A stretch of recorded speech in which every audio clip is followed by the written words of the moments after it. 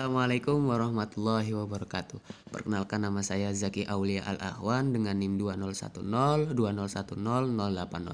Nah, di sini saya akan sedikit menjelaskan tentang teori use and gratification. Nah, awal munculnya teori use and gratification itu muncul karena adanya sebuah kritikan terhadap teori sebelumnya, yaitu teori bulat. Nah, teori bulat ini tuh dikembangkan oleh Wilbur Sacraman pada tahun 1930-an. Nah, teori bulat ini itu menyatakan bahwa halayak media itu dianggap sebagai halayak yang pasif, yang sangat mudah dipengaruhi oleh media. Nah, oleh karena itu muncullah teori use and gratification ini itu yang menyatakan jika halayak media itu dipandang sebagai halayak aktif, di mana mereka itu menggunakan media dikarenakan kebutuhan akan mencari sebuah informasi, informasi tentang dunia pendidikan dan juga dunia hiburan.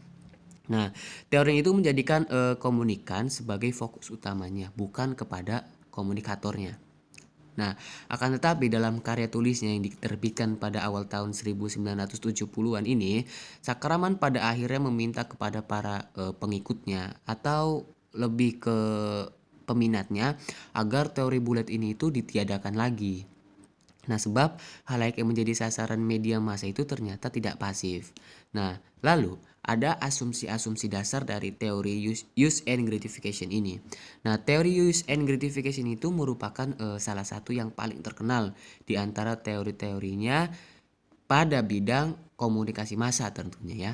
Nah, teori ini itu menunjukkan bahwa permasalahan utamanya bukan pada bagaimana cara media itu mengubah sikap dan perilaku halayak, dan beberapa besar media dapat mempengaruhi serta mengubah sikap dan perilaku halayak, akan tetapi lebih kepada bagaimana media itu memenuhi kebutuhan halayak, memenuhi apa yang halayak cari. Nah, itu adalah asumsi dasar dari sebuah teori use and gratification. Nah, ada motif-motifnya juga ya. Dalam tradisi kajian media diketahui bahwa penelitian use and gratification ini itu tidak menawarkan suatu teori yang koheren dari penggunaan media. Jadi lebih daripada itu, use and gratification ini tuh dipandang sebagai sekumpulan pemahaman yang melengkapi hubungan antara penggunaan media dengan kepuasan menggunakan media. Nah, use and gratification itu lebih berorientasi kepada psikologisnya, dalam artian sebagai cara untuk mengembangkan pemahaman tentang fungsi-fungsi psikologisnya dalam penggunaan media gitu loh. Nah, lalu ada kritiknya juga, kritik use and gratification ini. Nah, salah satunya itu adalah pendekatan use and gratification ini itu cenderung bersifat individual, jadi lebih ke pribadi, karena hanya menekankan pada suatu pencarian gratifikasi dan gratifikasi yang diperoleh halayak secara psikologis dan mengabaikan konteks sosial. Nah, itu adalah salah satu contoh kritikan dari teori ini ya.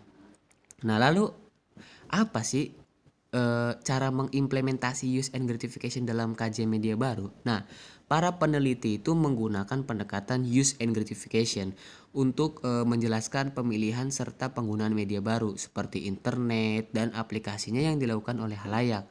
Nah, pendekatan use and gratification ini tuh telah digunakan meneliti itu menggunakan telepon genggam, terus penggunaan media sosial, penggunaan jejaring sosial dan sebagainya.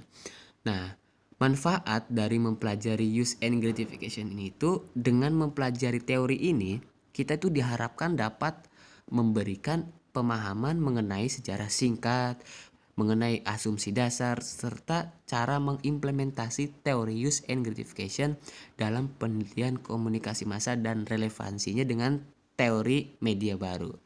Nah, demikianlah teori use and gratification. Kurang lebihnya mohon maaf. Wassalamualaikum warahmatullahi wabarakatuh.